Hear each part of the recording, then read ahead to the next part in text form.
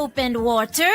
You got rid of all the germs on Achilles' hands.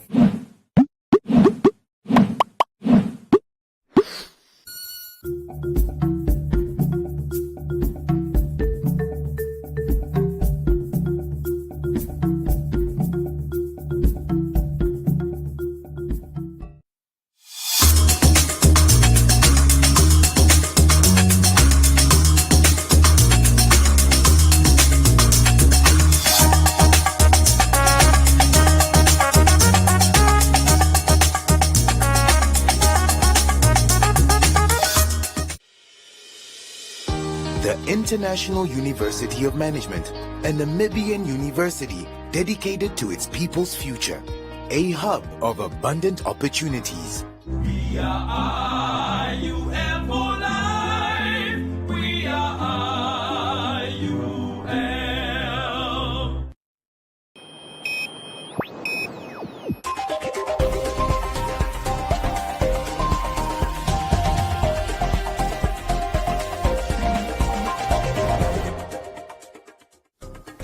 Good evening and welcome. I am Martha Hamtenya.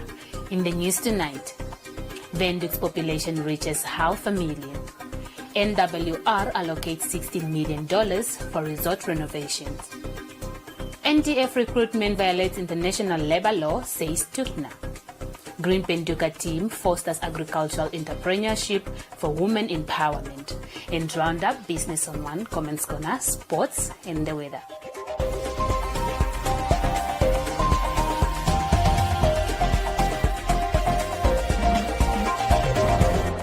With Windhoek's population reaching 500,000, the city of Windhoek has taken steps to implement large-scale land planning, which aims to create 12,000 urban and informal settlements and 3,000 informal areas in 4 years.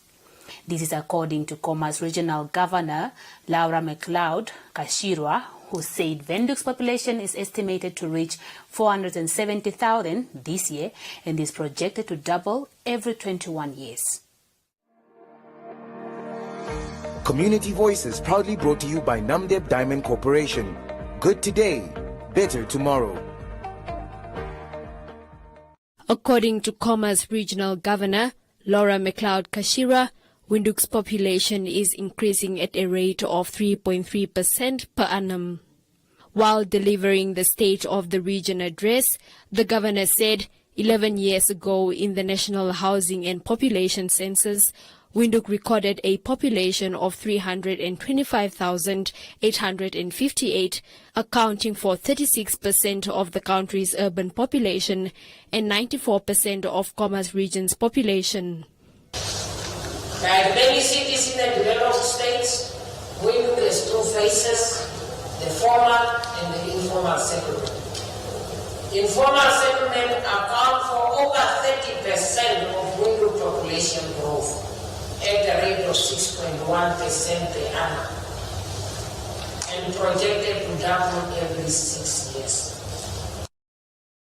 The governor explained that Windhoek being the country's administrative, commercial and industrial hub, it attracts people from all parts of the country and beyond.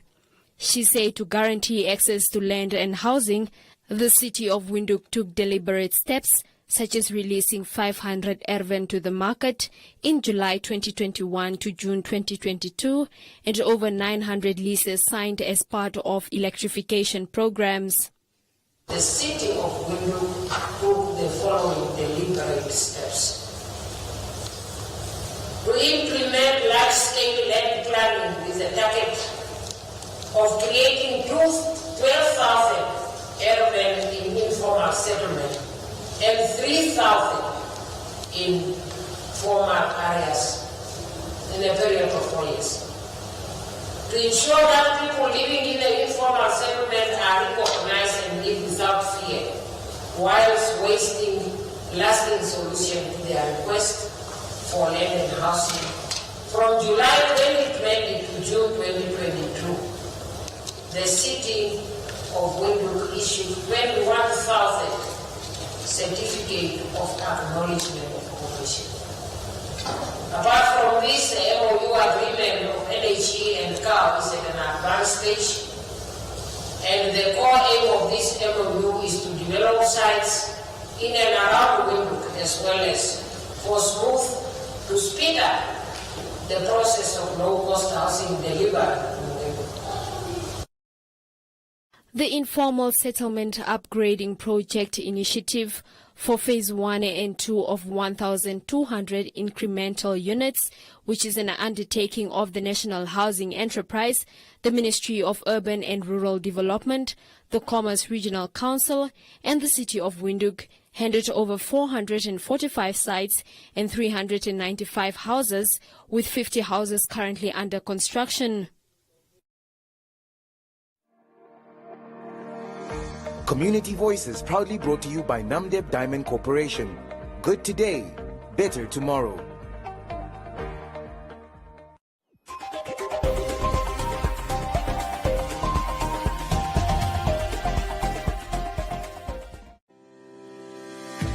Win free airtime with Learn on One. Tell us what's your favorite subject on Learn on One and win $50 airtime. SMS your answer, name, age, and the town you live in to 555. Standard T's and C's and SMS rates apply.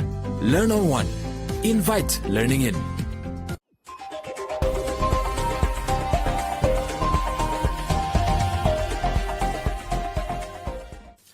The Namibia Wildlife Resort allocated about 16 million Namibian dollars to renovate a number of resorts that are in a bad state. This comes after the state entity, which is mandated with managing hospitality and tourism facilities, received numerous complaints from clients regarding the bad states of several resorts. Speaking at a trade information sharing engagement held in the capital today, the managing director, Matthias Ngwangwama, noted with great concern that the state of a number of identified resorts need urgent maintenance to keep them up to standard as activities in the tourism industry picks up slightly. Ngwangwama also stated that they have appointed a mobile maintenance manager and a team to ensure that the renovation process is smooth and efficient. Recently, we have announced that NWR is embarking on a 16 million renovation project.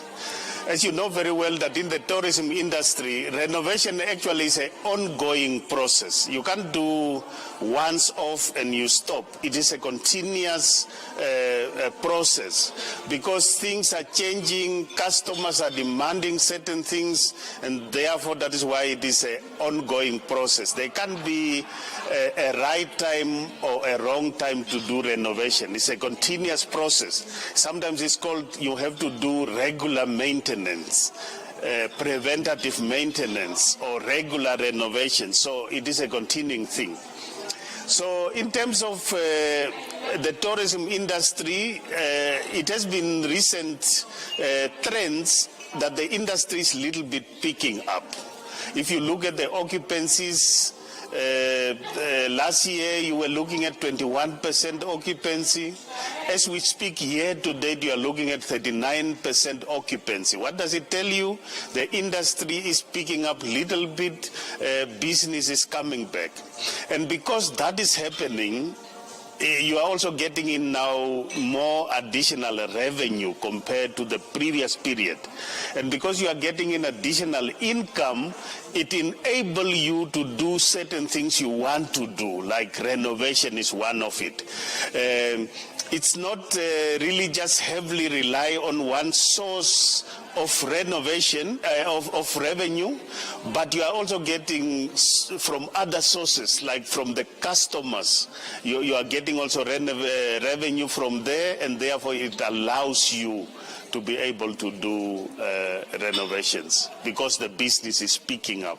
The industry is recovering a little bit. It's not to say recovered fully like it was before, but it's recovering and it enables you to do certain things you want to do. Most of the problems or most of the complaints we are getting has to do with two things. One is the customer experience in terms of maybe food, and then also the state of our facilities, which is to do with renovations. So those are major problems. And therefore, because we are hearing it all the time, we need to come up with a strategy how to address it. And one strategy to address it is to have a dedicated person who look to that issue of maintenance. And this is now the mobile maintenance manager, which we have appointed to really address that we come out of that problem and we don't just look at the problem, but we address it. Nelson Ashipala, NWR spokesperson, when responding to some comments from the stakeholders, indicated that the state of some resorts require a lot to be done and that more funds will be committed to revive the state of the resorts to meet the client's demands. Again, for those of us who are within the industry, we know that it's little compared to the current state. I mean, for some of the resorts, they were last renovated 6-7 years back, and it's a bit of a task having to bring it up to standards that we would expect. So again, from our side, we said with these little funds that we have of $16 million, we will outline or we will go ahead and renovate what we can. Now, please take note that this is major renovations. Obviously, there are those that will require touch-ups. A chair here, a broken door handle there, and all those things. But then we do also have major renovations. An example of this is what we are doing at Okakweo. The Lapa area, it has been renovated, it has been tiled. It's looking very fancy. I would ask that we all visit this resort. Again, another example of what we have, the before and after at the restaurant shelter. The car parkings that we have, where we're able to fetch some of our infrastructures. Now, colleagues, we might say that, and we have been seeing the bashings. They've been coming in. I mean, just 2 days ago, I received an email on iIce, the state of the swimming pool that we have. And then we actually explained to the client on what is happening, where the client came to understand to say, okay, perhaps it's the water, the heat from the water that was able to turn the tiles into that color. But we have taken note of such, and the MD actually committed verbally that we will re-look into this tile section. NWR has urged all stakeholders and clients to forward complaints and suggestions, as that will help with the renovation process that is underway.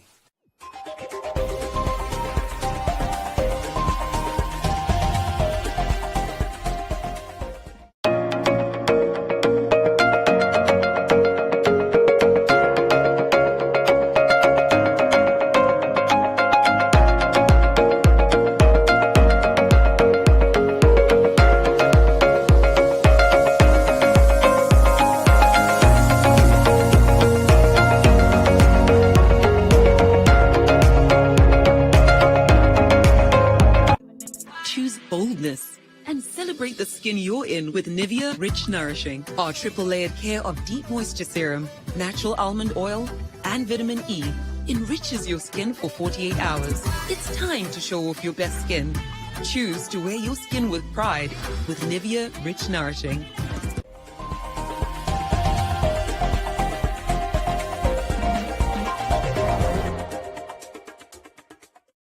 The Trade Union Congress of Namibia has denounced the Namibian Defence Force recruitment, labelling it unlawful and discriminatory.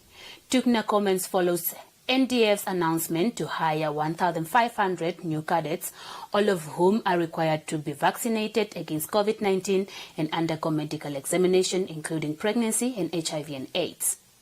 In 2021, Namibia appeared before the International Labour Organization's Committee of Experts for violating Convention 111, which deals with discrimination against people living with HIV/AIDS in all sectors of government, including the armed forces. Kavihuha also cited a case in which the exclusion of people from the NDF on the basis of their HIV/AIDS status was prohibited by a judgment in the case of Haindongo Nanditume. There is a May 2000 judgment in the case of Haindongo Nanditume against the state, where prohibiting of exclusions of persons, where a decision was made that prohibiting a person's to be recruited in the defense force solely on the basis of HIV and AIDS status, especially where such persons are otherwise fit and healthy, it is violations of that person's right. So this all clearly demonstrates that the defense force has no regard to decision of our courts, the international legal instruments that the country ratifies, and respect to humanity for which these laws are made to protect. Ladies and gentlemen, it is very important for us to emphasize that all the issues that the defense force have raised have no legal justifications. It is a purely discriminatory centered approach. During a press conference this week, the NDF Major General addressed the public's criticism against the hiring practices of the National Military Force. The Major General said that as an instrument of foreign policy, in order for the NDF staff to participate in multilateral and bilateral initiatives, they must have a negative HIV/AIDS test and COVID-19 vaccination card. The Namibian Defence Force, as an instrument of foreign policy, is expected to participate in bilateral and multilateral activities where a negative HIV test is in most cases a requirement. Henceforth, the HIV test is just a precautionary measure to prevent further transmission in training and elsewhere where NDF soldiers will be expected to participate or operate under strenuous conditions. In our bilateral and multilateral engagements, nowadays a negative COVID-19 test and proof of vaccination are prerequisite. It is thus on the basis of these limitations that proof of COVID-19 vaccination is a requirement. Tukna Secretary General also says that the NDF, through its recruitment approach, does not respect the decisions of Namibian courts and international legal instruments that the country has ratified. Kavihuha further says that there is no scientific evidence to prove the effectiveness of their recruitment practices, adding that the NDF is preying on poverty-stricken youth. A numbers of war was fought by various dedicated soldiers, women and men. They never had the vaccinations for COVID. Why vaccinations become? And with scientific information, they have come across to prove that a vaccinated is a better off than unvaccinated human being. So all this boils down to the issues that our defense force officials are misplaced. They are completely misplacing issues. They are completely discriminating, and they are completely being inhuman. Imagine young people who have convinced themselves that they are not going to be vaccinated. They have to go and be vaccinated against their will just because of poverty. So it means that the defense force is preying on the poverty of the people. Kavihuha says that as a result of the Labour Ministry's violation of the ILO Convention, the ministry requested technical assistance in order to train judges in the comprehension and application of approved international labour standards. In order to avoid discrimination based on an applicant's HIV/AIDS status, the government, in conjunction with the ILO technical teams, labour unions and employee representatives, organised numerous meetings to harmonise the employment requirements for employing workers in the public sector.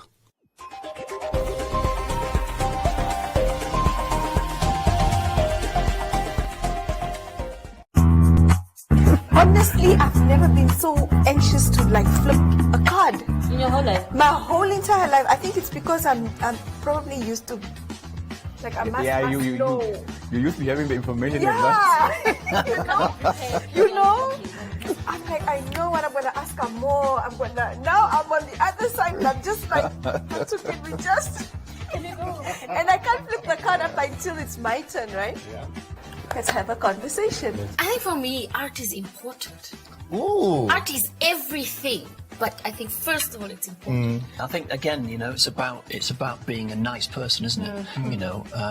Just because somebody's being nasty to you on the road, or you don't necessarily have to be the same as them. Always we're told you needed to have X, Y, and Z. Like at school By already, this they're telling age, you yes. what do you want to be. You're like, I don't even know what I'm now. I'm going to know what I'm then. I like football. Like, relax. Let me just get through today. This is a nice question. Okay. Let us Is hear it it. about No, I wish it was. I wish it was about me, but it's not.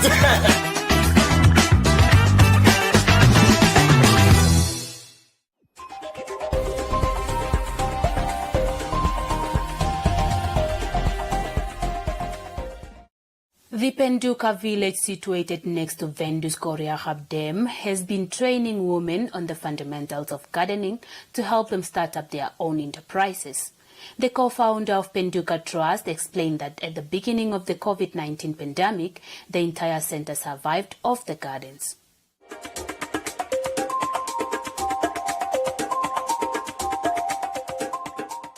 According to the co-founder of the Penduka Trust, Christine Ruas, women showed little interest in the garden initiative at first, but at present the gardens are feeding the staff, their families, and even the food prepared in the restaurant is from the fresh produce grown in the aquatic and ground gardens of the center. We had a garden for the use of the restaurant, people coming to the restaurant for our small bites, but the salads, and then we started with the herbs. And it grew and grew. The interest of the women was still limited until COVID came. And COVID, we had to retrench almost half of our staff. On top of that, we had to only, the ones who left behind, they could only work part-time, so only on 50% of their salaries. And we said, please, people, we send you money to buy seeds and goods so that you can plant this garden full. So you all make your own garden, whatever you want, but make use of it, and you can eat it yourself and you can feed your families, so that at least you do not sit here just on an island and struggle and get hunger and not be able to feed your family. So that's when the real interest of the women started for the garden. And now they discovered Green Fingers. There's a new group which we name now Green Penduka. They stand up. They are very good. They save on seeds and they dry them and they plant them and they show one another what they have achieved and they share among themselves. The one is peppers and the other one is aubergines and the other one has another one, and they collect and they share. It works perfectly.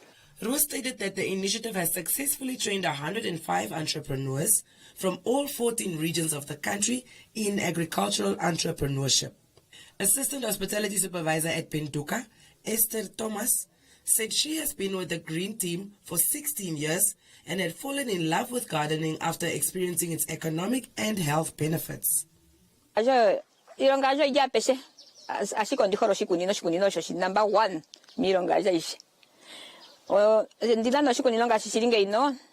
Oempinga dimwendi, otena na shonde ditea koka dina shaimanga ponda tegero kudikunununa, shasho oda kata ditukwasere mo corona. Opai tunespina kadiri modi hapunde no nyangande nu kelota no ma broccoli no ma cauliflower. Mwe muniku imeno yiri mwerera da mbia yetu kwasera mo corona. Omvura danja mo penduka muno ndakara mo omvura diri longa nangasia no shisha ndata kama 2006 ndiri mo penduka. Asiko ndakara mone nale mangandiri ko imbrodeli nandita mekano kujo nironga gomeni ndakara manga tukonjura pe andi ziko katutura atuirura pimuno se hatu kahonjera ko magumbo oshikunino shetu shoshiri mpano osha hashitu petewe wana wa penduka ya tukarande nyanga ya tukarando ukerota ya tukarande spinacha atukuthike moshikunino shetu muno setatuka terekere customer nenge tatuturamo nairo na tatufara ko magumbo tukaje ko magumbo normal varo getu. Thomas says the garden greatly helped the center financially as well as the food supply at the center during the COVID-19 lockdown, especially the spinach since it grows the fastest. Thomas added that at Penduka she was able to develop skills in gardening, seed production, administration, hospitality and cooking. The Penduka founders say that they are planning to expand the gardening project for more women to benefit from the initiative and that the success of the gardens is a team effort as the entire staff participate in tending to it.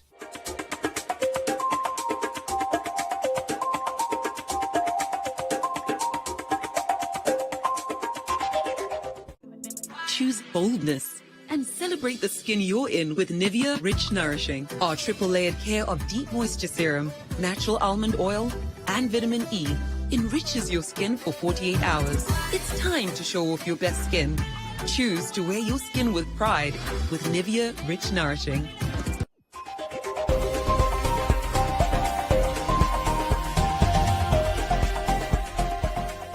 In other leading stories, TransNamib has informed its customers and stakeholders of an industrial action that's to take place at all TransNamib stations and depots led by the Namibia Transport and Allied Workers Union. The strike will commence on Monday 18 July from 7 a.m.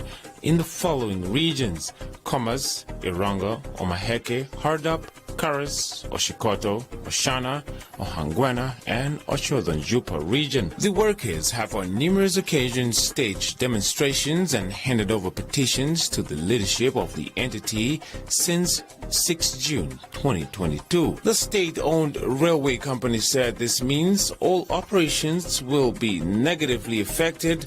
This would include normally scheduled train services, which will subsequently affect the delivery of cargo to esteemed customers for the duration of the industrial action. TransNamib also said that although they do not know when the strike will end, the staff and management, with support from stakeholders, will endeavor to work to resolve the matter with urgency.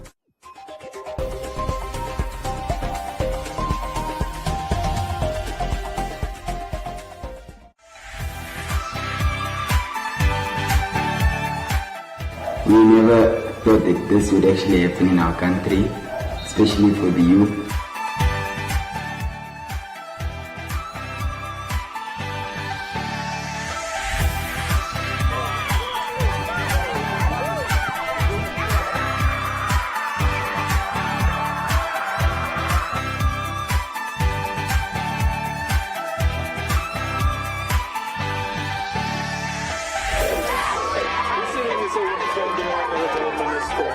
Everyone wants to play soccer now because of the obsolete.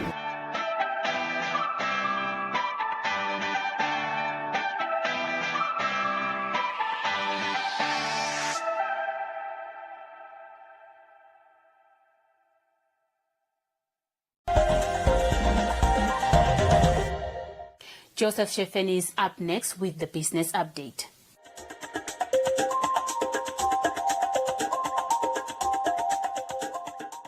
Welcome to this evening's edition of Business on One.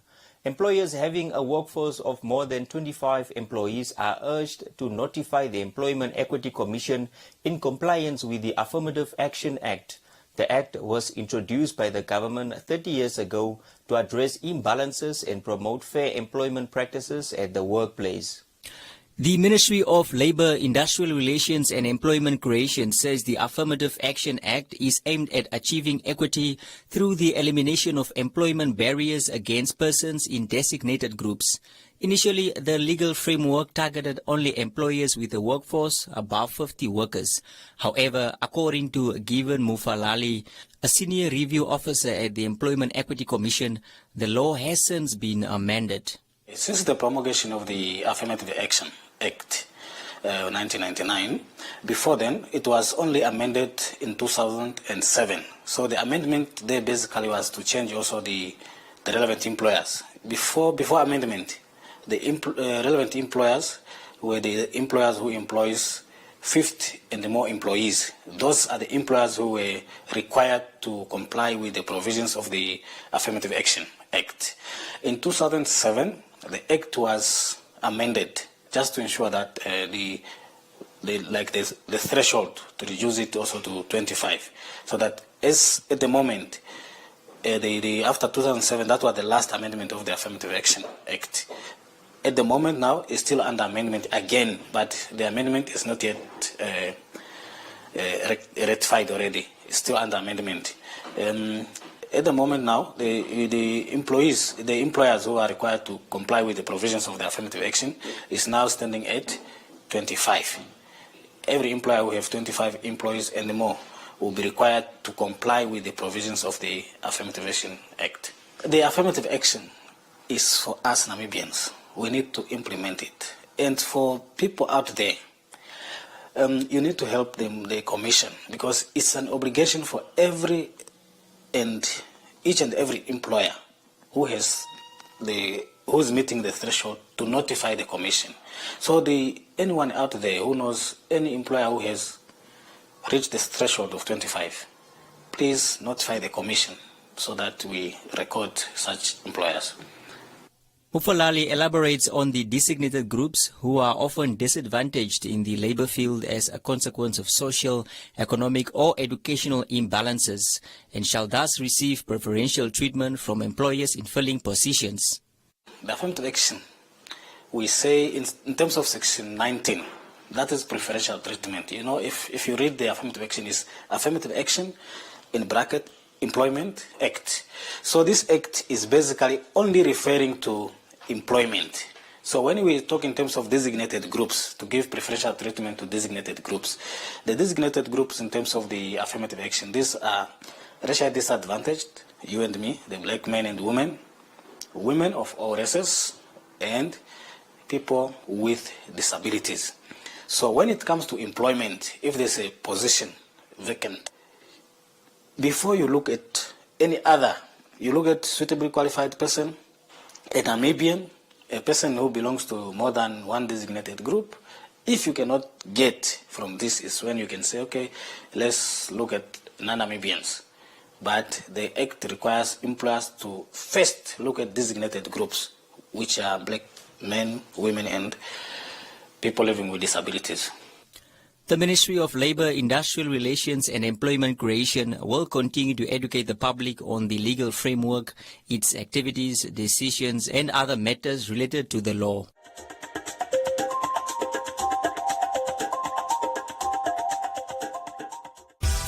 The clock has struck for your daily business and financial news update.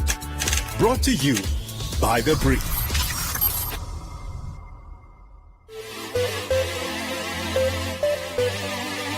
Hardleaf Corporation, one of Namibia's leading meat processors, is on the hunt for new market opportunities after it started exports to Botswana, with Angola exports at an advanced stage. Hardleaf Managing Director Gunther Ling says as a business, they always look for new opportunities, and when a future opportunity arises, they investigate and review potential expansion plans. Hardleaf, which is 60% owned by All Heart and Less Group, has operations in South Africa through the distribution and wholesaling of its products. The company also branched out to offer a daily experience in Cape Town. He said the company's factory will remain in Windhoek, with other markets being distribution channels for its products. Mines and Energy Minister Toma Alwendo has come out in defense of the National Petroleum Corporation of Namibia, NAMCOR, arguing there was nothing illegal about the state-owned company's involvement in fuel retailing. This comes as concern has been raised about NAMCOR's dual role, having been appointed by the government to manage and operate the National Oil Storage Facility in Walfish Bay, while also diversifying into retail, opening service stations across the country. According to the Fuel and Franchise Association, FAFA, the position gives NAMCOR an unfair advantage over private companies in the fuel retail sector. Alwendo said it is important for all to understand that NAMCOR as a local brand also plays a catalytic role in improving Namibian local ownership in the sector, while still enhancing the security of petroleum product supply in the country. It is therefore on this basis that the ministry does not see NAMCOR's participation in the sector as conflicting or anti-competitive. FAFA recently called for government's intervention regarding viability changes in the sector, warning failure to reach a consensus will result in the wholesale and retailers shutting down fuel stations until their demands are met. According to Mines Ministry economist Abednego Ekanjo, the government is yet to receive a formal notification of the said wholesale and retailer strike. The Environment Investment Fund of Namibia has funded 2 projects to the tune of $9.5 million, while the government has contributed $500,000 to the initiative. The funding, which is done through the Green Climate Fund projects, aims to reduce climate vulnerability, increase the adaptive capacity and resilience of vulnerable small-scale farming communities in vulnerable extreme northern crop-producing regions that are threatened by climate variability. The Climate Resilient Agriculture in 3 of the vulnerable extreme northern crop-growing regions project is being executed by the Ministry of Agriculture, Water and Land Reform through an agreement with the fund. This is a 5-year investment that covers the implementation period of 2016 to 2022. The improving rangeland and ecosystem management practices of smallholder farmers under conditions of climate change in Sesfontein, Fransfontein and Barranquilla areas of the Republic of Namibia project is exclusively ring-fenced for the drought-stricken Kunene region and runs over a 5-year period from 2019 to 2024. The project aims to reduce the vulnerability of smallholder farmers under climate change conditions by safeguarding natural capital that generates ecosystem services to sustain agricultural production systems. This was your daily Namibian business and financial news update. For in-depth stories, read more on thebrief.com.na now.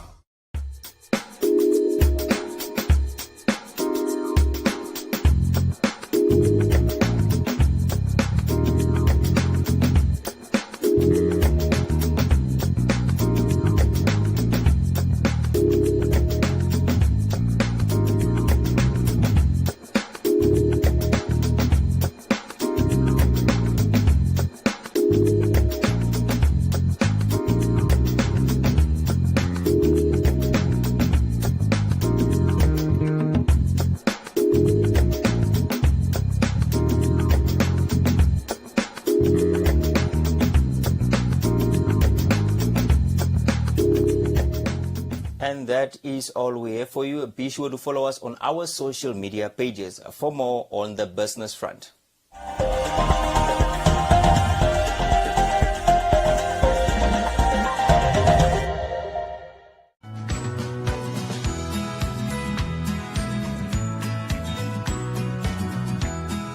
There are different types of decisions, such as rational, habitual, impulsive, and coin tossing. Let's get started. The consumption of poultry containing food poisoning organisms such as salmonella, but the danger to health can be dramatically reduced. What about other organisms in the animal kingdom? Well, some animals are ectothermic. Welcome to Lesson 5 for Grade 10 and 11 Mathematics. Methodologies and approaches in order to produce relevant and suitable results.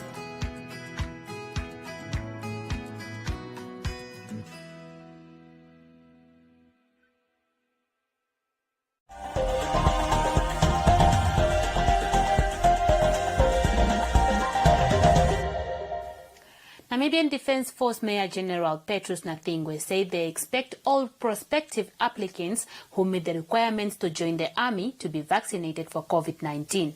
Nathingwe's remark follows a public outcry against mandatory vaccination. Mayor said the Defence Force should subject those that have been selected to be vaccinated.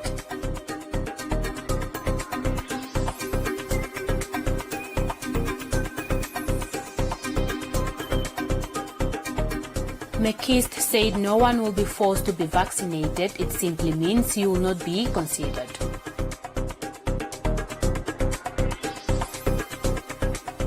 Ellis said a person can still be infected by COVID-19 and HIV after the test. Joshua asked if the general has himself taken the jab. Peter said that it is normal in the military because they cannot afford to have sick personnel.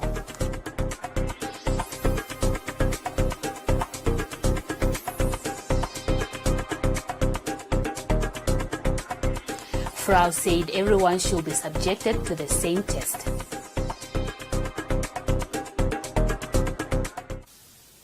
That's all from Comments Corner. Be sure to engage on our stories on our social media pages for broadcast on Today on One.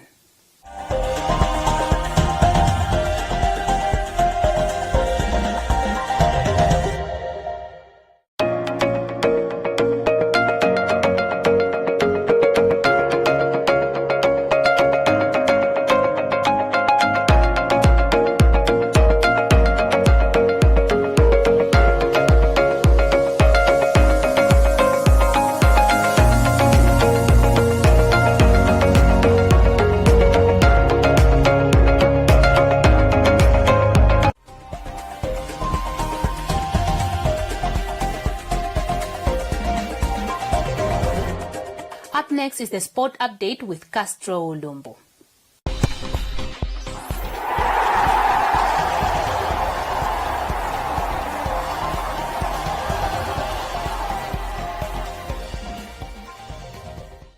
Good evening and welcome to Sports on One. I'm your host Castro Ulumbu. Namibia will send 32 sportsmen to the Commonwealth Games that are scheduled to take place in Birmingham, England from the 29th of July to the 8th of August. The Ministry of Sport, Youth and National Service held a send-off event today for the delegation ahead of the Games. At the send-off event, the Deputy Minister of Sport, Youth and National Service, Kantema Gaumas, refreshed the athletes of the country's impressive performance at last year's Tokyo Olympic and Paralympic Games, where Team Namibia managed to win 3 medals. The Deputy Minister stated that this should act as an encouragement for the athletes ahead of the Commonwealth Games. Kantema Gaumas also reminded the sportsmen of the country's performance at the 2018 Australia Gold Coast event, where Namibia managed to scoop 2 gold medals in boxing by Jonas and in marathon by the evergreen female athlete Helalia Johannes. We know that the last 2018 Commonwealth Games that was hosted in Australia, Gold Coast, we are still celebrating 2 gold medals. The 2 gold medals were won by Helalia Johannes, that was in marathon, and as well as our boxer Jonas.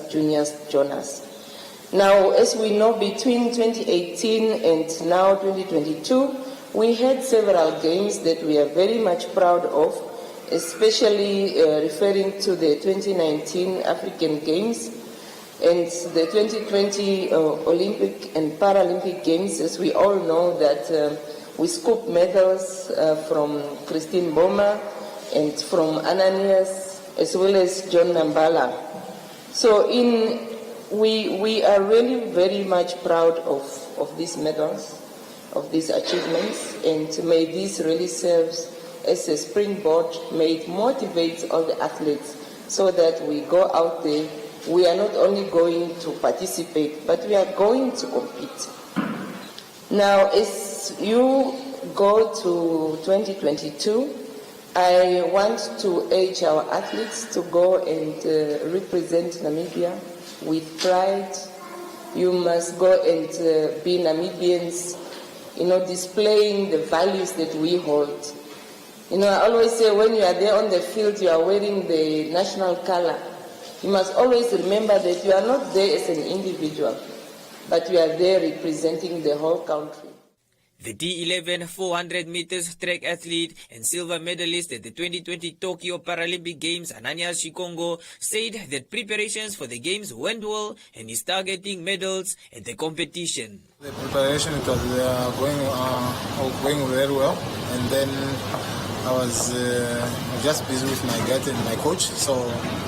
And also, I just want to thank NAMPA to funding us so that we can attend some competition like South African competition, and also plus our government to helping us. But I'm so positive to looking forward. I'm ready for the competition. I'm a person who's born ready. I not really want to have an empty promise, but I'm going there for the medal.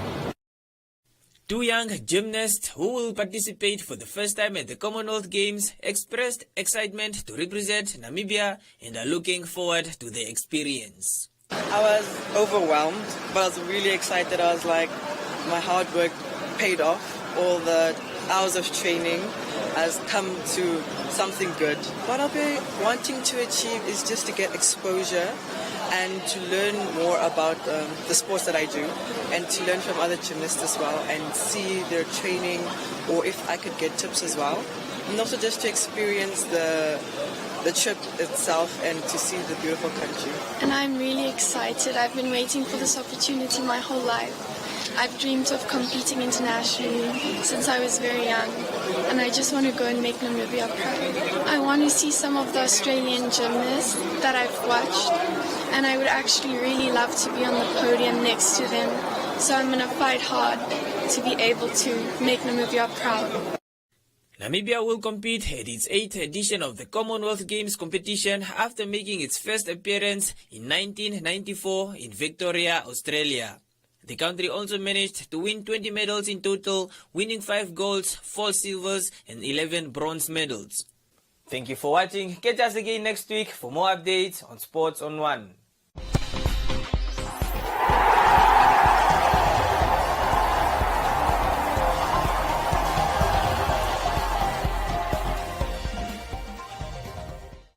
Thank you, Castro. Time now for the weather forecast.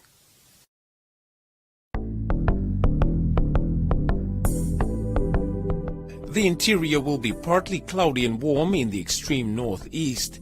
Elsewhere, sunny and mild to warm with sandstorms over the Namib. A fresh to strong northeasterly wind can be expected in the interior. The coast will be sunny and hot to very hot with dust storms at times. Wind will be fresh to strong northeasterly. Now a look at the minimum and maximum temperatures across the country and beyond.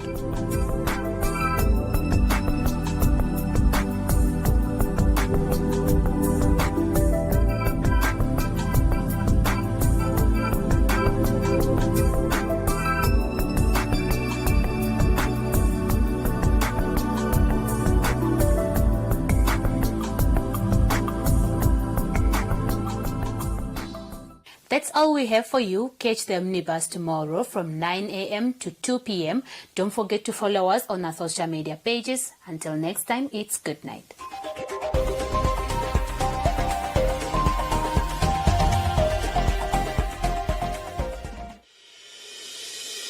The International University of Management, a Namibian university dedicated to its people's future, a hub of abundant opportunities. We are IUM for life. We are IUM.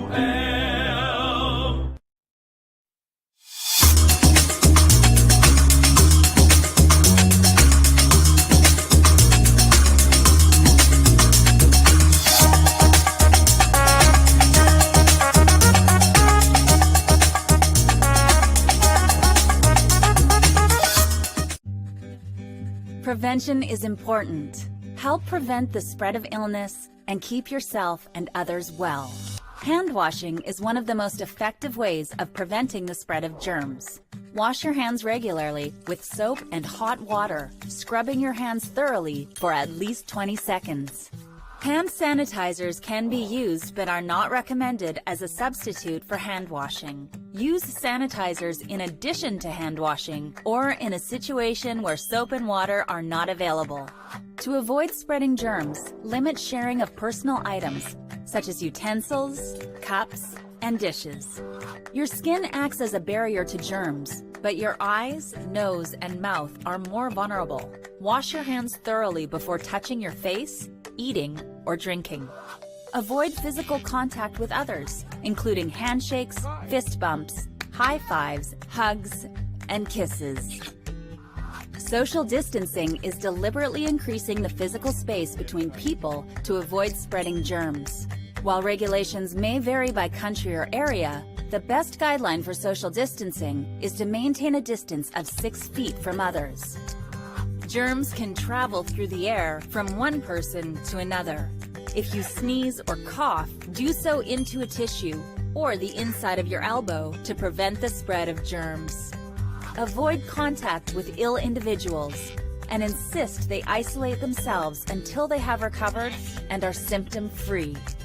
Clean and sanitize frequently touched common surfaces and high traffic areas in your home and workplace several times a day. Share these guidelines with others and help prevent the spread of illness and maintain a healthy environment. An ounce of prevention is worth a ton of cure.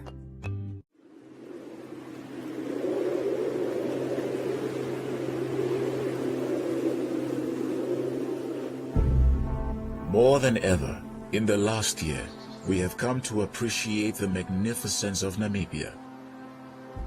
While you were away, nature took a rest, rain replenished the earth, and the desert bloomed. Rivers filled up, grass grew, and water rushed into sources flame. Flowers sprinkled their seeds generously onto the land. The wind sharpened the edge of the dunes, and the wild horses bore fowls. Life slowed down and tourists became travelers. It's time to move on. Namibia is ready for your return. Hosea Kutako Airport has been revamped. Gondwana has introduced the Jimny, the perfect vehicle for the trendy traveler. Rediscover the extraordinary country of Namibia.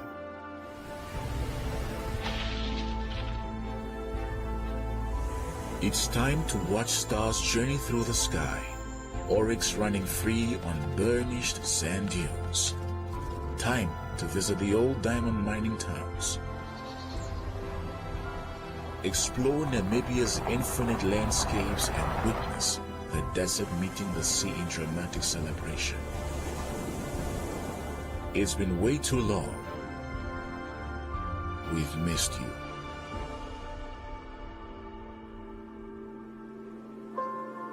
Welcome home.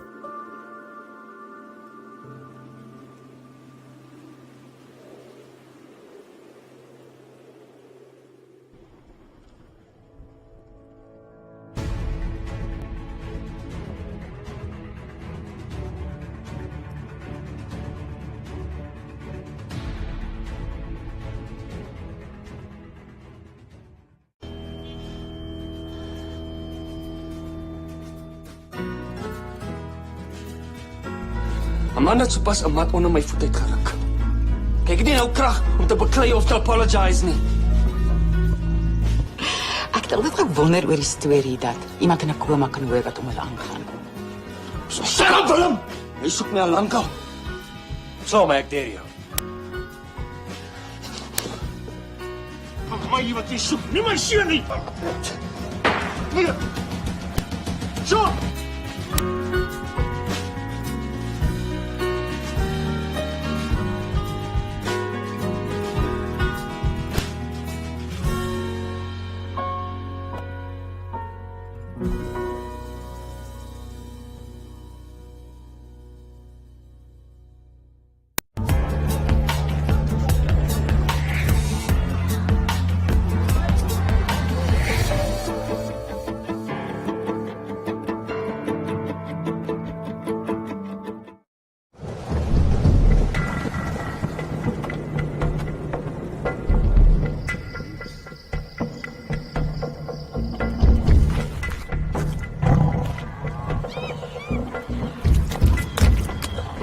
India's Ranthambore Reserve in Rajasthan is home to the rare Bengal tigers.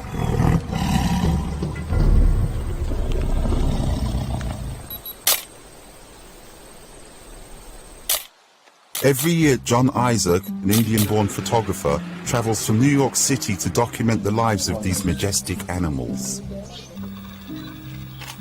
In the last 10 years, I think my interest has grown tenfold, and I'm very particular about the survival of the tigers. His goal is to make sure that people everywhere know about the grave danger Bengal tigers face: extinction. John holds seminars and photographic exhibitions from his visits to Ranthambore to raise awareness of the plight of these tigers. He's currently working on a book to document their dilemma due to an increasing human population encroaching on their territory. According to John and wildlife experts, each tiger needs as much as 9 square kilometers to survive, just under 4 square miles.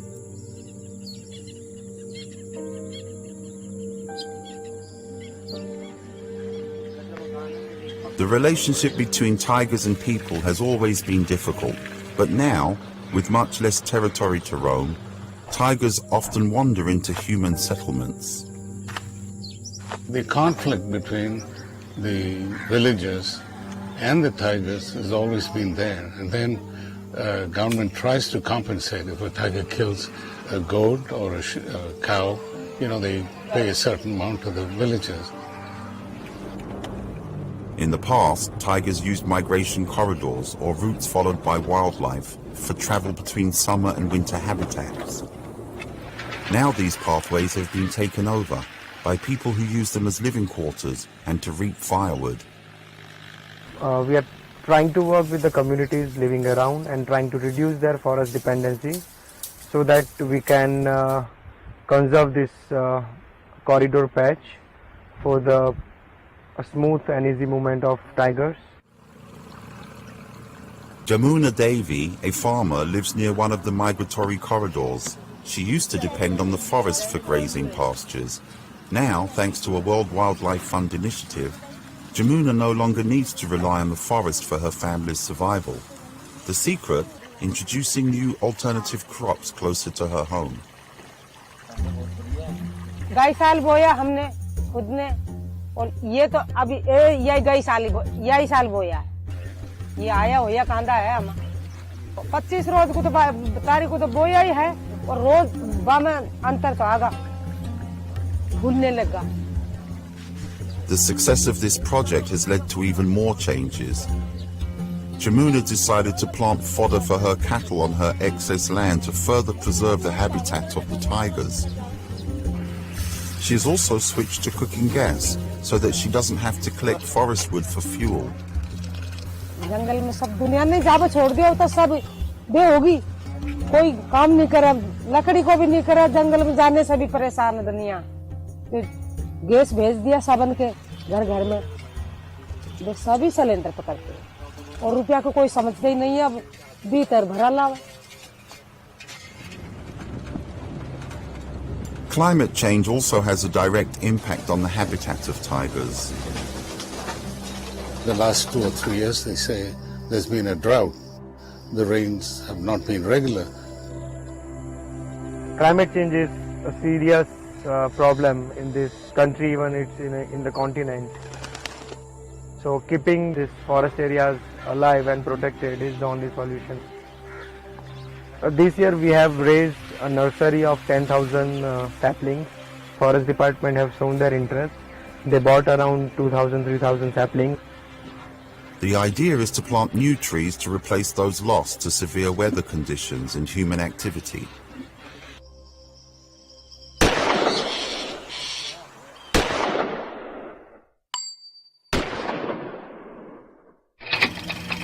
Poaching used to be a major threat to Bengal tigers, but thankfully the number of big cats killed by poachers has plummeted due to measures implemented by law enforcement agencies, resulting in less demand for tiger products.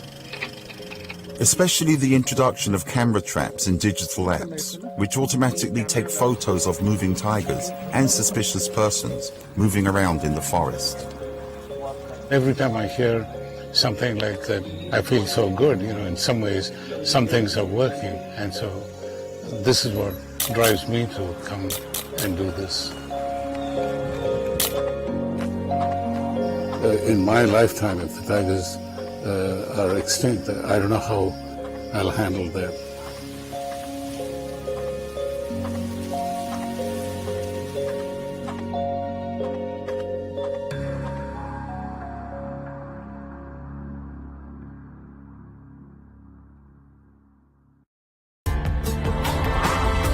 This report was produced by Mary Ferreira for the United Nations.